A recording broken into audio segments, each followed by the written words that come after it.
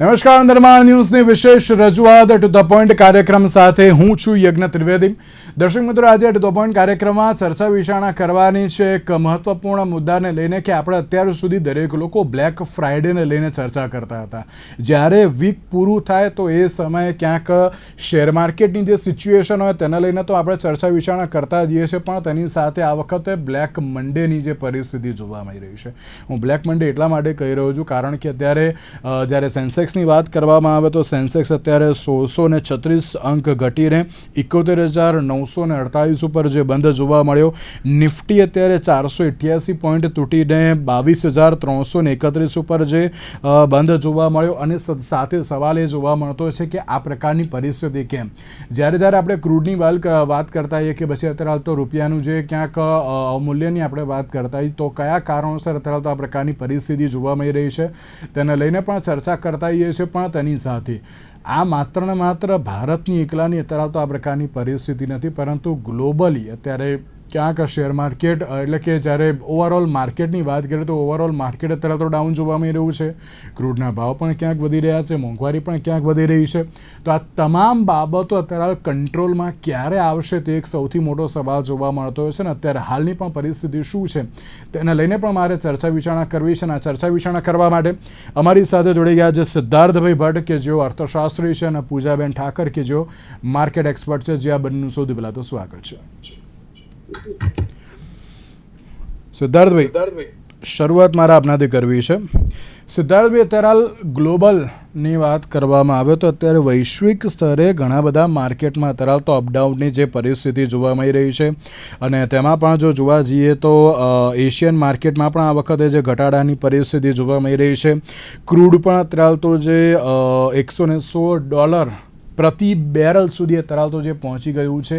એટલે કે વૈશ્વિક અત્યારે તો એમ કહેવાય ને કે અનિશ્ચિતતાનો માહોલ જોવા મળી રહ્યો છે. ત્યારે આ પરિસ્થિતિને શું લાગે છે કે અત્યારના સમયમાં એને અત્યારે ટેકલ કરી શકાશે તેમ કે હજુ પણ થોડોક વધારો એમાં પણ જોવા મળશે?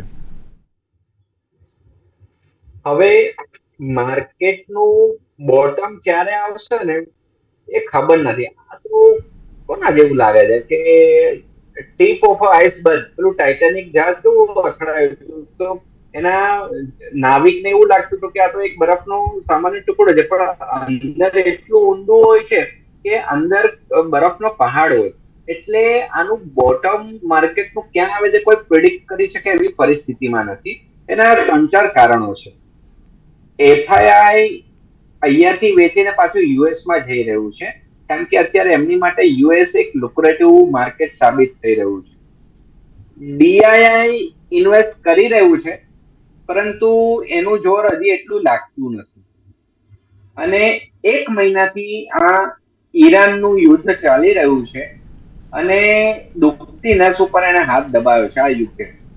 એટલે ભારતની વાત કરીએ તો અથવા તો આખા એશિયાની વાત કરીએ તો ધંધા રોજગાર ઉપર અસર પડી છે, કારણ કે લોકોની વર્કિંગ કેપિટલ સાયકલ હોય ને એ વર્કિંગ કેપિટલ સાયકલ વધી ગઈ છે. રિસીવેબલ પેમેન્ટ હવે જલ્દીથી છૂટતું નથી. રો મટીરિયલના ભાવ વધ્યા છે, કારણ કે દરેક રો મટીરિયલમાં મોટાભાગની ઇન્ડસ્ટ્રીમાં જે રો મટીરિયલ જોઈતું હોય છે તો એને સપ્લાય પૂરી પાડવા માટે ઓઇલ અને ગેસની જરૂર પડતી હોય છે. એટલે કાસ્કેડિંગ ઇમ્પેક્ટ આવે છે. એક્સપોર્ટમાં મેજોરિટી મિડલ ઇસ્ટનું એક્સપોર્ટ અત્યારે ખાડે ગયું છે, અથવા તો એ રૂટથી જે જતું હોય તો શિપિંગના ચાર્જ વધી ગયા છે. એટલે ટ્રાન્સપોર્ટેશન કોસ્ટ વધે એટલે સ્વાભાવિકપણે કે રિટેલ પ્રાઇસમાં સેલિંગ પ્રાઇસમાં પ્લસ માઇનસ થતું હોય. લોકો હવે યજ્ઞભાઈ એ કરી રહ્યા છે કે પેલા કેવું હતું કે કોઈ ધંધાનું કોટેશન આપવું હોય ને તો quotation is valid for 1 month or 15 days એવું હતું. હવે લોકો શું લખાય છે ખબર છે? Quotation is valid for 2 days, એટલે 2 દિવસમાં કાં તો અમારી ઓફર સ્વીકારો અથવા તો નવો પ્રાઇસ આવશે. એટલે પ્રાઇસ ફ્લક્ચ્યુએશન બહુ થાય છે. એટલે ધંધામાં સારું જ્યાં સુધી વેપારમાં પ્રિડિક્શન ના હોય ને તો ત્યાં સુધી ધંધો કરવો કાઢવું પડે. ગેસની પ્રાઇસ ડોમેસ્ટિકમાં પણ જે કાળા બજારી તો આપણે જોઈ જ રહ્યા છે. એટલે આનું આખું ટુરિઝમ સેક્ટર ઉપર ઇમ્પેક્ટ પડતી હોય છે. ટુરિઝમમાં હોટેલ ઇન્ડસ્ટ્રી આવી ગઈ, સાથે ટ્રાન્ઝિટ પીરિયડ વધ્યો છે. ટ્રાન્ઝિટ પીરિયડ વધ્યો છે એટલે આપણે જે એક વિચારો કે 10 મિનિટમાં સ્વિગી ઝોમેટો આવતું હતું એ 10 મિનિટની જગ્યાએ 1 કલાક થાય તો આપણો જીવ કેવો ઊંચો નીચો થઈ જાય. તો વૈશ્વિક વેપારમાં ટ્રાન્ઝિટ પીરિયડ વધવાથી લોકોના સમીકરણો બદલાઈ ગયા છે.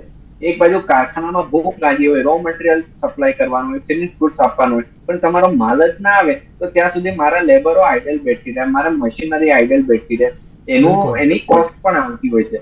એટલે આ એક પાસો છે. હમણાં તાજેતરમાં તમે વિચારો કે આપણા કેસર કેરીને એરલિફ્ટ કરવી પડી, અમેરિકા મોકલી તો એરોપ્લેનમાં ગઈ, એટલે એની કોસ્ટ કેટલી થાય એ તો તમે વિચારો કે ત્યાં કેવી કેરીઓ મોંઘી પડશે. એટલે એગ્રીકલ્ચરમાં પણ અસરો પડી છે. બે જ વસ્તુ ઇન્ડિયામાં ચાલે છે જે ધૂમ રિઝલ્ટ આવશે માર્કેટના પ્રોસ્પેક્ટિવ. એક ઇલેક્ટ્રોનિક ઓટોમોબાઈલ, ઈ વ્હીકલ આ પેટ્રોલના લફડાના લીધે એમાં બુકિંગ વધી ગયું છે, તો એ હાશકારો થયો કે ભલે ધીરે ધીરે ઇલેક્ટ્રોનિક તરફ તો વળ્યા. અને બીજું કેપીઓ જે સર્વિસ છે એમાં કોઈ વાંધો નથી આવ્યો, કારણ કે સોફ્ટવેર એઝ અ સર્વિસ છે, એટલે એ ચાલી રહ્યું છે. બીજા બધા સેક્ટર પ્રેશર ઉપર છે. યજ્ઞાભાઈ બિલકુલ બિલકુલ. એટલે અત્યારે એમ કહેવાય ને કે એના દરેક જગ્યાએ અત્યારે ડાઉનફોલ જોવા મળી રહ્યું છે. હવે ધીરે ધીરે કઈ રીતે આગળ આવશે તે એક સૌથી મોટો સવાલ છે. પણ તેની સાથે પૂજાબેન, જ્યારે બ્લેક ફ્રાઇડેને લઈને તો આપણે બહુ ચર્ચા કરતા હતા, પરંતુ હવે તો ક્યાંક એમ કહેવાય ને કે જ્યારે માર્કેટની શરૂઆત થવાની હોય મંડેથી, અને તે જ હવે તો અત્યારે બ્લેક મંડે સાબિત થતો હોય તો પછી બ્લેક ફ્રાઇડે ક્યાંક અત્યારથી અઝ્યુમ કરવો એ બહુ ક્યાંક જરૂરી જોવા મળતો હોય છે. પૂજાબેન, આજની જે એક શરૂઆત છે એ ક્યાંક ચોક્કસ ક્યાંક સવાલ ઊભા કરે તેવી પણ અત્યારે તો જોવા મળી રહી છે. આજે જે પ્રમાણે સેન્સેક્સ અને નિફ્ટીમાં જે ઘટાડો જોવા મળ્યો, કઈ રીતે આપ પણ તેને જોઈ રહ્યા છો, અને સાથે સાથે કયા કયા સેક્ટર્સ અત્યારે તો વધારે પડતા ડાઉન જોવા મળ્યા?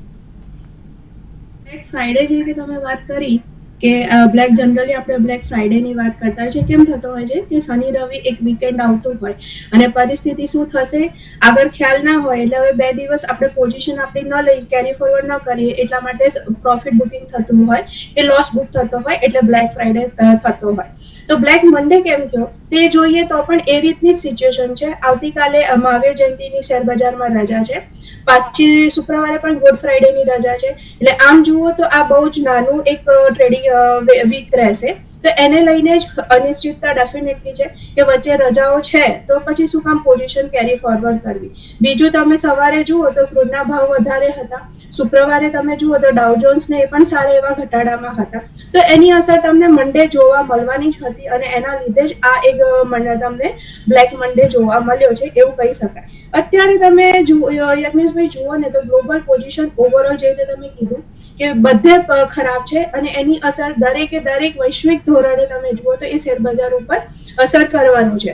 આપણા ભારતીય શેર બજારમાં જો હું સ્પેશિયલી વાત કરું તો ભારતીય શેર બજારને અસર કરતી કોઈ વસ્તુ હોય તો બે જ છે કે જેને તમારે રોજ સવારે ઉઠીને કે રાત્રે સૂતા પણ તમારે એ જોવી જોઈએ. એ છે એક રૂપિયો.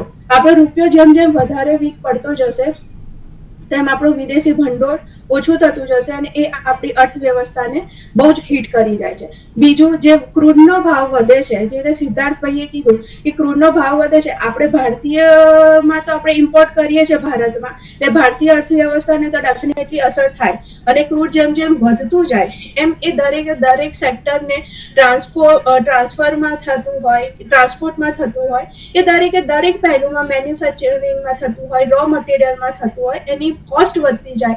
કોસ્ટ વધે એટલે માર્જિન ઘટતા જાય, એટલે કંપનીઝ ભાવ વધારવાની છે, અને જે રીતે કંપનીને અસર થશે તો આ તો હવે માર્ચ મહિનો, આજે 30મી માર્ચ છે, હું કહું માર્ચ મહિનો પૂરો થશે, એપ્રિલ મહિનો આવશે, એટલે હવે ક્વાર્ટરલી રિઝલ્ટ આવશે. આ અસર તમને સીધી જે હવે માર્ચ ક્વાર્ટર છે એમાં જોવા મળશે. હું તો ઇનફેક્ટ એમ કહું છું કે જે રીતનું યુદ્ધ વકરી રહ્યું છે અને આગળ હજી પણ અંત દેખાતો નથી, જે રીતે એ ખાલી માર્ચ ક્વાર્ટરમાં નહીં, તમને આની માર્ચ ક્વાર્ટર કરતાં પણ ખરાબ અસર તમને જૂન ક્વાર્ટરમાં જોવા મળશે. એટલે એ રીતે જુઓ તો મને તો લાગે છે કે થોડું લાંબા પીરિયડમાં બી તમે જોશો તો મને લાગે છે કે જે ધીમે ધીમે પાછળના ક્વાર્ટર્સમાં તમે જુઓ તો સપ્ટેમ્બર ક્વાર્ટર કરતાં ડિસેમ્બર ક્વાર્ટરનું રિઝલ્ટ 2025માં સારું આવ્યું હતું, અને એક્સપેક્ટેશન હતા કે ડિસેમ્બર 2025 કરતાં માર્ચ 2026નું ક્વાર્ટરનું સારું આવવું જોઈએ, પણ ત્યાં જ ઈરાન અને યુએસનું યુદ્ધ આવી ગયું. તો હવે એ કોર્પોરેટ રિઝલ્ટને અસર પડવાની છે, અને જ્યારે કોર્પોરેટ રિઝલ્ટ્સમાં બધી અસર પડશે તો ડેફિનેટલી વધારે ઘટાડો તમે જૂન ક્વાર્ટરમાં પણ જે રીતે કરી શકો છો, તો બજારમાં તમારે વધારા ઘટાડા માટે પણ તૈયાર રહેવાની ખૂબ જરૂર છે એવું મને લાગે છે. હવે તમારો બીજો પ્રશ્ન હતો કે કયા કયા સેક્ટરમાં વધારે અસર કરે એ જોવું જોઈએ. તો ઇન્વેસ્ટર્સ હોય કે ટ્રેડર્સ હોય, પહેલા તો ટ્રેડર્સે હાલ તો બહુ જ કોશિયસ અપ્રોચ રાખવાની જરૂર છે ટ્રેડિંગ કરતા પહેલા. સ્ટ્રિક્ટ સ્ટોપ લોસ સાથે કામ કરવું જોઈએ. આવી રજાઓ આવતી હોય જ્યાં સેન્ડવિચ સેશન્સ થતા હોય ત્યારે ખાસ કરીને પોઝિશન્સ જો કેરી ફોરવર્ડ ન થતી હોય તો બિલકુલ ન કરવી જોઈએ. ખાસ એનું ધ્યાન રાખવું જોઈએ. અને ઇન્વેસ્ટર્સ છે એ જે રીતે સિદ્ધાર્થભાઈએ કીધું કે કોઈ બોટમ પકડી નથી શક્યું, ના કોઈ ટોપ પકડી શક્યું છે. તો બોટમ તમે પકડી નથી શકતા, પણ જો લાંબા ગાળાના માટે તમે ઇન્વેસ્ટમેન્ટ કરતા હોય તો ડેફિનેટલી તમે તમારા પોર્ટફોલિયોમાં થોડું થોડું 100 શેર લેવાના હોય તો અહીંયા તમે 10-15 શેર તો ડેફિનેટલી લઈ શકો છો. બીજો ઘટે છે તો ત્યાં તમે શેર્સ તમારા પરચેસ કરી શકો છો. તે રીતે તમે બોટમ ફિશિંગ એ રીતે કરી શકો છો. તો હવે સેક્ટર વાઇઝ આપણે જોઈએ તો કયા સેક્ટરને વધારે અસર કરે છે. તો ક્રૂડના ભાવ જે રીતે વધે છે તો જે ઓઇલ માર્કેટિંગ કંપનીઝ છે એટલે કે HPCL છે, BPCL છે, IOC છે કે જે લોકોને ડાયરેક્ટ પરચેસ કરવાનું છે તેમને મોંઘું પડશે તો એને એ વધારે હિટ કરવાનું છે, વધારે અસર કરવાનું છે. તો એ થશે. જે રીતે અર્થવ્યવસ્થાને અસર થશે તો સૌથી પહેલું બેન્કિંગ સેક્ટરને અસર થાય, ફાઇનાન્શિયલ સેક્ટરને વધારે અસર થાય કારણ કે એ ડાયરેક્ટ અર્થવ્યવસ્થા સાથે જોડાયેલી સેક્ટર છે. તો બેન્કિંગ સેક્ટર અને ફાઇનાન્શિયલ સેક્ટર હોય એને વધારે અસર થાય. પછી જે રો મટીરિયલ પરચેસ કરવાનું છે તો મેન્યુફેક્ચરિંગ યુનિટ્સ તમામ છે એ લોકોને થવાનું છે. તો એ વાતને ખાસ ધ્યાનમાં રાખવાની જરૂર છે. ઇન્ફ્રાસ્ટ્રક્ચર અને સિમેન્ટ સેક્ટર્સ જે છે, મેટલ સેક્ટર્સ છે, જે રીતે હમણાં જ ગુરુવાર શુક્રવારના જ ન્યૂઝ હતા કે એલ્યુમિનિયમ પ્લાન્ટ ઉપર ત્યાં ગલ્ફમાં અટેક કરવામાં આવ્યો. તો હવે એલ્યુમિનિયમ મોંઘું થશે તો મેટલ સેક્ટરને ડેફિનેટલી હિટ થવાનું છે.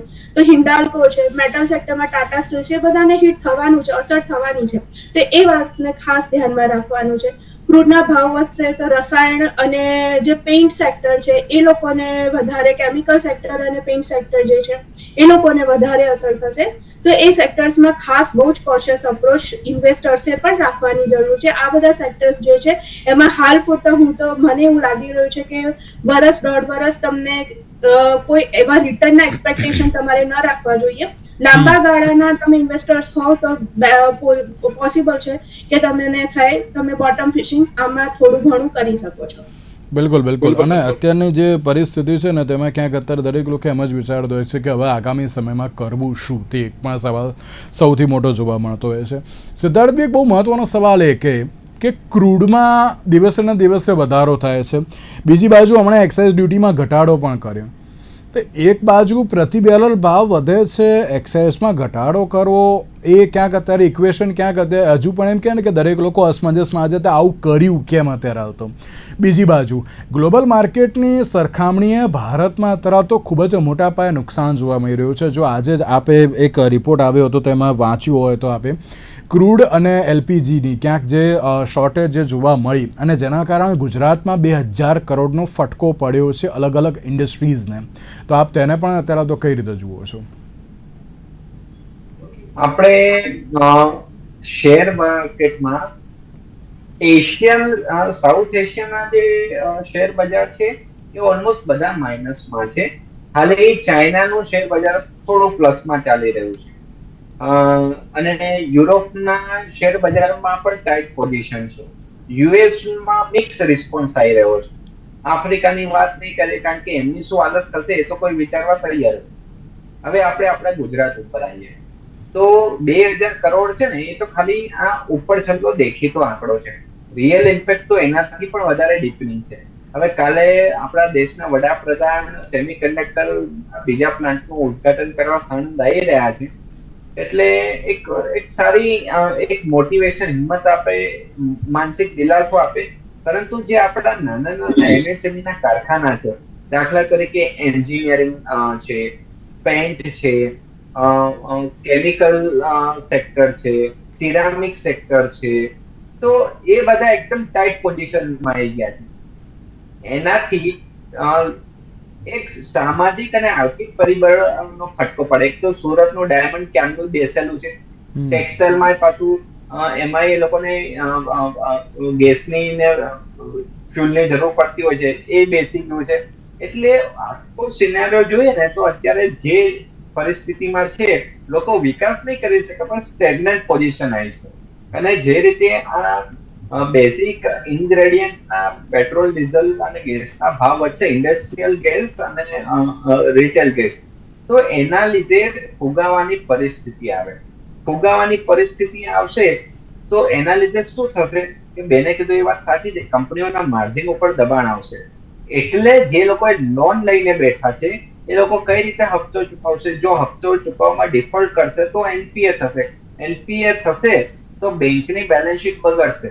બેંકની બેલેન્સ શીટ બગડશે એટલે બેન્કિંગ, ફાઇનાન્સ, ઇન્સ્યોરન્સ સેક્ટરે પાછું ધબડકા ખડબૂસે. એટલે સરકાર આમાં ઇન્ટરવેન્શન કરે અને થોડી વ્યાજ માફીની યોજનાઓ લાવે કે તમે જેમ કીધું એક્સાઇઝ ડ્યુટીમાં કટ આઉટ કરી, તો એ એક સારી બાબત છે કે એટલો પ્રાઇસ ઇન્ક્રીઝ એટલા થોડા સમય માટે ઉભો રહ્યું છે, પરંતુ એ ખાટલે મોટી ખોટ છે કે સરકારનું બજેટ હલી જશે. કારણ કે સરકારે એક્સાઇઝ ડ્યુટી ઘટાડી, એ પેટ્રોલ ડીઝલમાં જીએસટી કેમ નથી લાવતા? તો એનું મોટું કારણ એ હતું કે એક્સાઇઝની મસ્ત મોટી આવક હોય, એક્સાઇઝ ડ્યુટી કેન્દ્ર સરકાર લે. એટલે આ પરિસ્થિતિમાં સરકારે જે બજેટ એલોકેશન આ વખતનું કર્યું છે, તો એ અમુક પ્રોગ્રામો હોલ્ડ ઉપર રાખવા પડશે, જે કેપિટલ એક્સપેન્ડિચર, નવા ઇન્ફ્રાસ્ટ્રક્ચર ફાળવવાના છે, કે ડિફેન્સમાં એક્સપેન્ડિચર કરવાના છે, કે સોશિયલ વેલફેરમાં એક્સપેન્ડિચર કરવાના છે, એ બધું હલી જશે. એટલે કહું ને, આખું ચિત્ર હલી જાય. શાંત કાંકરી ચાળો કરો ને, આ એવી રિપલ ઇફેક્ટ આવવાની છે. એટલે આનું પ્રેડિક્શન હું તો એક અર્થશાસ્ત્રી તરીકે ખૂબ નાનો પડું કે હું પણ નથી સમજી શકતો કે આગળ જઈને શું પરિસ્થિતિ. સિદ્ધાર્થભાઈ, આ પહેલા આપણે એક ડિબેટ કરી હતી, તમે એગ્રી કરશો. મેં પહેલાં પણ કહ્યું હતું જ્યારે આ માર્કેટની આ સિચ્યુએશન હતી ત્યારે પણ, જો એગ્રીકલ્ચરને હજુ પણ સેન્ટ્રલ ગવર્મેન્ટ હોય કે બધી સ્ટેટ ગવર્મેન્ટ હોય તેને હજુ પણ પ્રોત્સાહિત કરે, પ્રોત્સાહન આપે, સારામાં સારી ટેકનોલોજીને બધું આપે, તો હજુ પણ સારો એવો ગ્રોથ થઈ શકે છે. ગમે તેવું તમે અત્યારે તો ડાઉનફોલ હોય, એશિયન માર્કેટમાં હોય કે પછી ગ્લોબલી ગમે તેવો હોય, જો એમાં અત્યારે પ્લસ પોઈન્ટ ઉપર આગળ વધારવામાં આવે ને તો કોઈ વાંધો આવે એનું નથી, કારણ કે એગ્રીકલ્ચર સેક્ટર એ આપણું ઘણું સારું એવું છે. તો એવું લાગે છે કે ના, આ એક અત્યારે કે હિન્ટ છે કે ભાઈ ચલો બધા માર્કેટ અત્યારે તો ગમે તેવી સિચ્યુએશનમાં કેમ ના હોય, બધા સેક્ટર ગમે તેવી સિચ્યુએશનમાં કેમ ના હોય, પણ એક એવું સેક્ટર છે કે ના જે પ્લસમાં જોવા મળશે. આપને યાદ હશે આપણે કોવિડ વખતે આપણે ચર્ચા કરી હતી, તો એ સમયે પણ એગ્રીકલ્ચર સેક્ટર એ પ્લસ ઉપર અત્યારે તો જોવા મળ્યું હતું. તો લાગે છે કે ક્યાંક હવે ત્યાં ફોકસ કરવાની બહુ જરૂર આવી ગઈ છે. તેમ આપની વાત સાચી છે. હું આશા રાખું કે આપણા દેશના નાણામંત્રી, કોમર્સ મિનિસ્ટર અને ગુજરાતના નાણામંત્રી એ પણ આ બધું જોવે અને ફરી પાછું એગ્રીકલ્ચર આપણે માટે હવે દુઃખમાં સુખ ગોતીએ આપણે થોડું.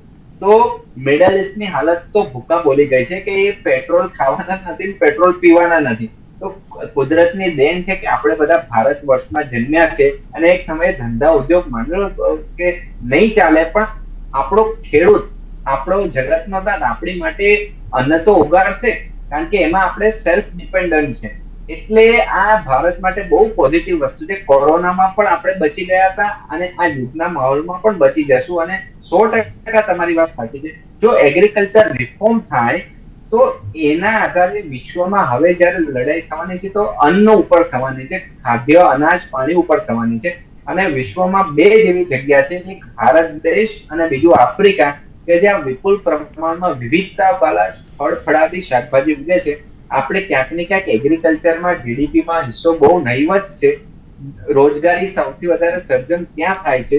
એમાં બિનદેખીતી બેરોજગારી પુષ્કળ પ્રમાણમાં છે. એટલે તો એગ્રીકલ્ચરને રાઈટ મોમેન્ટથી કરી દેવામાં આવે ને, ઇઝરાયલ ને અમેરિકાની જેમ મોડર્ન ટેકનોલોજી યુઝ કરવામાં આવે તો કોઈ સંજોગોમાં ભારતને કોઈ રોકી ના શકે.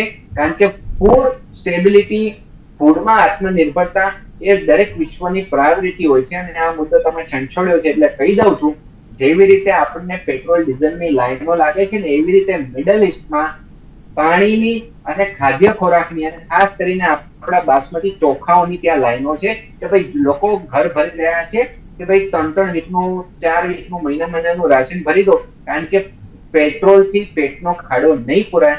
એટલે ભારત માટે આપત્તિમાં અવસર છે જો કૃષિ ક્ષેત્રને જીર્ણોદ્ધાર કરી અને એને ડેવલપ કરવામાં આવે તો 100% આ કટોકટીના સમયમાં ભારત વિશ્વનું અન્નદાતા બની શકે, એમાં કોઈ બેમત નથી. ઓકે પૂજાબેન, કોમોડિટી એટલે કે ગોલ્ડ અને સિલ્વરને લઈને પણ આપ શું કહેશો? કારણ કે ઘણા બધા એવું વિચારે છે કે ચલો શેર માર્કેટની તો અત્યારે ગોલ્ડ અને સિલ્વરમાં ઇન્વેસ્ટ કરીએ તો તેમાં પણ વાંધો આવે એવો નથી, અને તેમાં પણ અત્યારે તો અપડાઉનની જે પરિસ્થિતિ જોવા મળી રહી છે તેના લઈને શું કહેશો? અને બીજો એક સવાલ એ પણ કે અત્યારના સમયમાં પૂજાબેન જે પ્રમાણે અપડાઉન જોવા મળી રહ્યું છે, ઇન્વેસ્ટર ક્યાં કન્ફ્યુઝ છે કે હવે અમે શું કરીએ, ઇન્વેસ્ટ કરીએ કે ના કરીએ, અને કરીએ તો કેટલા પ્રમાણમાં કરીએ? કારણ કે અત્યારે ક્યાંક ડાઉન જોવા મળ્યું છે. બડ ઓબ્વિયસ છે કે ના વોર સિચ્યુએશન છે, એના કારણે જ અત્યારે તો આ પ્રકારની પરિસ્થિતિ છે.